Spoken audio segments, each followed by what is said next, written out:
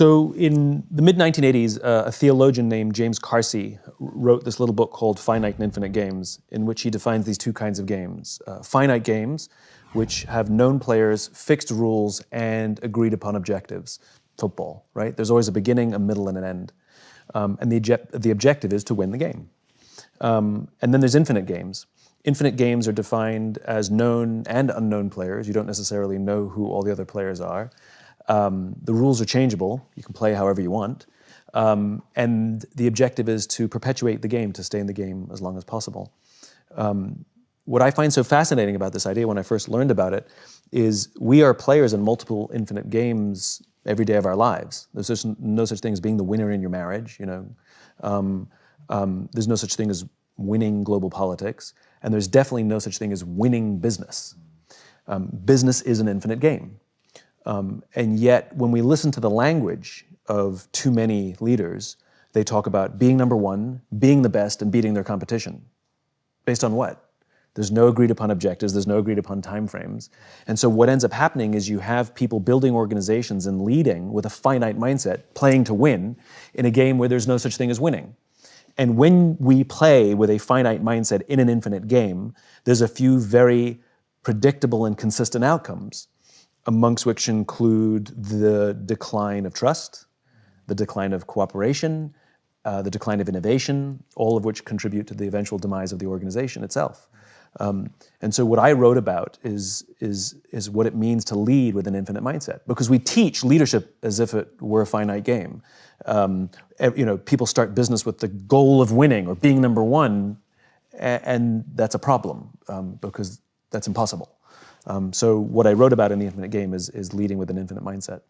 So talk to me about why revenue is a mistake, because as a business leader, when you walk in, that actually seems like an agreed upon metric. Certainly if you're playing to Wall Street, understanding your price per share, like what that means, the value that you're adding to shareholders. Like, I think most people at that level of business would say, what do you mean? We all know what the scoreboard is. There's nothing wrong with revenues. There are two currencies in the infinite game, will and resources. Resources is money. You need money to stay in the game, but you need the will of the people as well. And the problem is that when we organize to win, that means the score is more important than the inspiration or motivation that people have to give their blood, sweat, and tears. And when we prioritize resources before will, that's a problem. I've never met a CEO that doesn't believe their people are important. The problem is where on the priority list. You know, you've been to any number of presentations where they put their priorities on the wall, you know, number one, growth, number two, shareholder value, number three, our customer, number four, our employees. There it is. See, I do care about our people. And the reality is, as social animals, we want to work for and we're willing to give our blood, sweat, and tears to leaders who understand that the balance of those two essential currencies, the balance of those two things is will has to come before resources. And that doesn't mean 90-10. When I talk about putting people before profit, you know, people freak out, which is ridiculous. You need fuel for the car to go. Money is fuel for the organization, of course. Even if there's a leaning, if it's 51-49, there has to be a slight leaning towards people, because there will always be decisions that a company has to make in which those two cannot both be supplied, and one will have to be sacrificed. The question is, which will you always prioritize? Let me give you a hypothetical example to make my point. Two CEOs. The first CEO says, our number one priority is growth. And of course our people are important, because if we take care of our people, we will meet and exceed our financial goals. Second CEO says, our number one priority is our people. And if we take care of our people, we will always meet and exceed our financial goals. Which one would you rather work for? I don't want to prioritize. I mean, it's obvious, right? It's obvious. So this is what it means to prioritize will over resources. It has, of course, money matters, but the people matter more. Yeah, that's, it's one of those things that when you get into business that probably intellectually feels obvious. If you said that to people, they'd be like, yeah, I get that. But I think that it plays out so often the way that you explained it the first time. Like, we want growth. Yeah, of course, like, take care of the people. It's really going to fuel the growth, all that. And it's, speaking from experience, it is very easy to slide into that mentality. And it is insanely difficult to execute at the level of No. My people really do come first. They're going to come first in not just what I say. They're going to come first in policies that we write. They're going to come first in the actions that we do. And one thing that I really liked about the book is you're intimating and at times just flat out saying it's also the best way to run a business if secretly what you really want are the profits. Why is that true?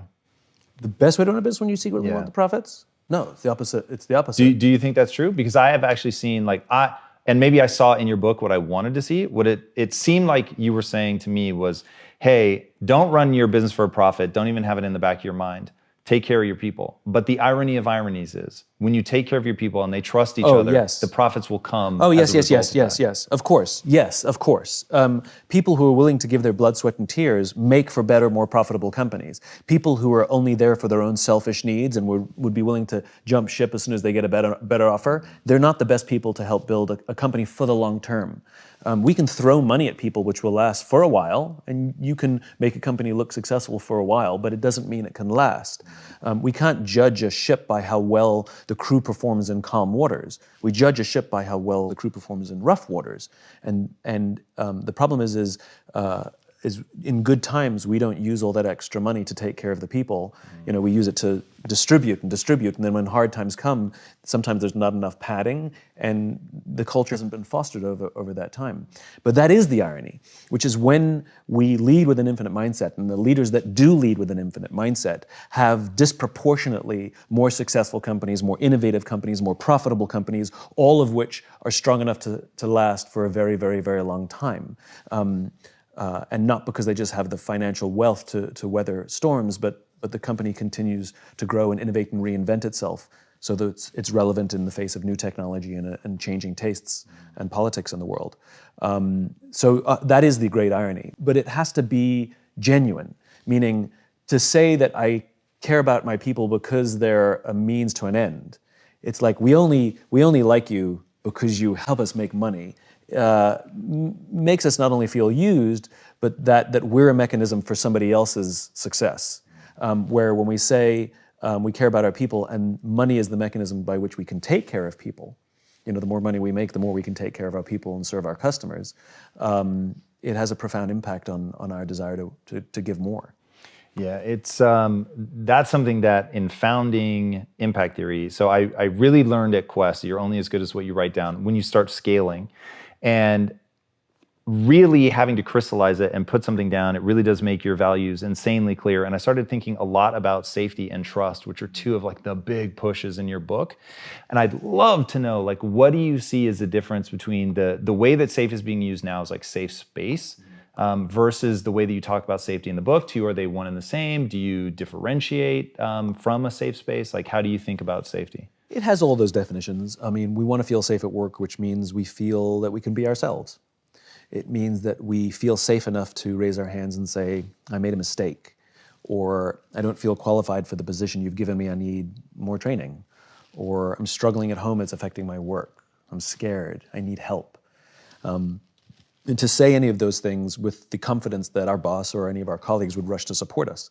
Because if we don't create those psychologically and sometimes physically safe spaces, but those psychological safe spaces, what we end up is with a group of people who come to work every day lying, hiding, and faking. They're hiding mistakes. They are not admitting if they don't know how to do their jobs. They will never admit that they don't know something. For fear that it makes them vulnerable, for fear that it maybe makes them the weak link, that they'll find themselves on some short list at the next round of layoffs. The problem is how do you run a successful organization that's supposed to sustain over the long term, thrive over the long term, if people are literally hiding things that go wrong, not admitting that they don't know how to do their jobs, and never admitting they need help? That doesn't last. That doesn't last. And the problem is when someone leads with a finite mindset, where they attempt to incentivize performance. And by the way, you can't incentivize performance, you can only incentivize behavior. Then bad things eventually happen. That's interesting. Talk to me more about why can't you incentivize performance, and how do incentives end up influencing behavior? Well, you can't incentivize performance because somebody has to do something to achieve that performance. There's a cause and effect. You know, you can't incentivize an effect, you can only incentivize the cause that would hopefully yield that effect, which is behavior. So if I say to you, I will give you a massive bonus if you hit a certain target at the end of the year, no matter what you're incentivizing is that I will do certain things to achieve that goal that you've set for me. But the problem is when we apply excessive amounts of pressure, and it's at all costs, like my very livelihood depends on that, it can accidentally incentivize some quite unseemly behaviors, like hoarding information, right? Because this is what gives me my value, and I don't want to share information or things that I've learned with my colleagues and coworkers, which is madness. Or unethical behavior, stabbing other people in the back. And this is one of the problems with, I think, our modern business today, which is too much of business is run right now with an excessive amount of finite thinking. Now, there are always finite games within the infinite game. The infinite game, however, provides the context. And without that infinite mindset, all you have is win, win, win, win, win, win, win, which is unsustainable. An infinite game is not a series of finite games. It's unsustainable because nobody has that energy and there's no such thing as a perfect growth chart. It doesn't exist. Really fast, tell me why isn't an infinite game just a series of finite games? For the same reason you can't just keep eating chocolate cake every day because it feels good. Because simply driving people gets exhausting.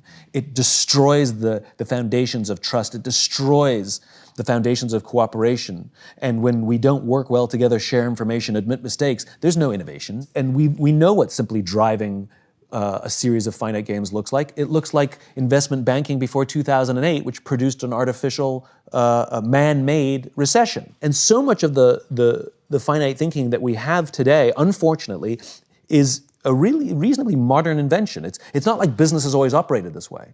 The thinking of Milton Friedman, the 1970s economist, has really dominated sort of business theory today. He theorized that the responsibility of business, this is his definition, the responsibility of business is to maximize profit within the bounds of the law, right? What about ethics? You know, like a pharmaceutical company that raises the price on essential drug 200%, 300%, 500%, 800%, it's not illegal. It is unethical, right? It makes us uncomfortable, and yet the law is not broken. That's not a good enough standard to run a business. And it was his thinking that gave rise to the theory of shareholder supremacy, which was a theory proposed in the late 1970s, where we prioritize the wants, needs, and desires of a shareholder over the needs of the customer or the employee, which is like a coach who's trying to build a great team by doing what the fans want versus what the players need, right? That's basically shareholder supremacy. And as I said, it was just a theory proposed in the late 1970s that was popularized during the boom years of the 80s and 90s. Mass layoffs, where we use the livelihoods of human beings to meet arbitrary projections on an annualized basis at the end of the year, did not exist as a standard business practice prior to the 1980s. Did not exist. It was popularized during the 80s and 90s. The dismantling of Glass-Steagall, which was an act passed after the Great Depression to prevent another Great Depression from happening, and by the way, was extremely effective. Between the dismantling of the Glass-Steagall in the 80s and 90s and the Great Depression, there were a total of 0 stock market crashes. Since the dismantling, all in the name of corporate profit, we've had 3. We had the dot-com boom, Black Monday in 2008. In other words, when we play simply with a finite mindset, we actually do long-term damage to our own system that's supposed to benefit all of us. And I find that upsetting. We've seen the rise of Friedman's thinking, rather. And like I said, his theories dominate business today. And we feel it. Not only have we had those stock market crashes, but anybody who goes to work today, there's a general feeling of unease, especially if you work for a company that embraces annual or even quarterly layoffs to meet arbitrary projections. Keep in mind, a lot of the companies that employ mass layoffs are profitable, just not as profitable as they would like. It's not like they're losing money and they had to do this to save the sinking ship. That's something completely different. These are highly profitable companies that missed a projection, and so they laid people off so they could meet that projection. There's something fundamentally wrong with that. And we know it because we feel it at work. We see this decline of trust. We are not loyal to our companies anymore. Why would we be? They're not loyal to us. And leaders set the tone. So when companies are loyal to us, we will give loyalty back to them. When they're not loyal to us, why would we be loyal to them? I'm tired of CEOs telling me that millennials these days don't stick around very long. Well, why would they if you don't offer them any kind of loyalty back? And it's not for the people to prove to you that they're loyal. It's the other way around. Leaders set the tone. And so it's because of this general business theory that we've seen a steady decline, a steady erosion of loyalty in the business world today. We don't want to work at a company for 20 or 30 years, mainly because we're not sure we could. We're not sure that the company actually cares to keep us around that long. And so we constantly have our eyes open and we're constantly scanning. We come to work feeling uncomfortable that some of the decisions that are being made don't benefit the good of the employee, that it really benefits this artificial constituency that we call the shareholder, which is really just a bunch of institutional investors. There's this shareholder myth because there's been a steady decline of the middle class being involved in the stock market for years. And the whole point of the stock market was that we all get to share in the wealth that we helped build, because it's on the back of average Joe employees that produced the great wealth in the nation. And the whole point of the stock market, the genius of the modern day corporation, the genius of the public company, was that we all get to share in the wealth that we're helping produce. Unfortunately, over the course of the 80s and 90s, we've seen systems produced where we're seeing the general population, the middle class, actually be less included in that success. And the reason I wrote The Infinite Game was because I myself got tired of being told by people in positions of authority or people of extreme wealth that I was naive, that I don't understand how business works. And for many years, I believed them. I thought maybe I am the dumb one, right? We all kind of feel that because they have the power, they have the authority, they have the money, they know more than we do, but we still go to work and feel uncomfortable. And it turns out that that discomfort, that gut feeling that says that there's something wrong here, turns out that the majority actually knows something. And to me, this is a world is flat moment, that the people who've learned to game the system, that this discomfort that we feel, we actually are right. Like, they actually don't understand the game they're in. Business is an infinite game, and when you play with a finite mindset, lots of people suffer, including the companies that they themselves are trying to build. That's the great irony. The great irony is the way you build great companies is with an infinite mindset. The way you build great companies is by prioritizing people before profit. The way you build great companies is will before resources. Both things important, but there has to be this general leaning where we can feel. When we come to work and feel like we're part of something bigger than ourselves, where we feel that our work and our effort is worth more than simply the money we make. We know that.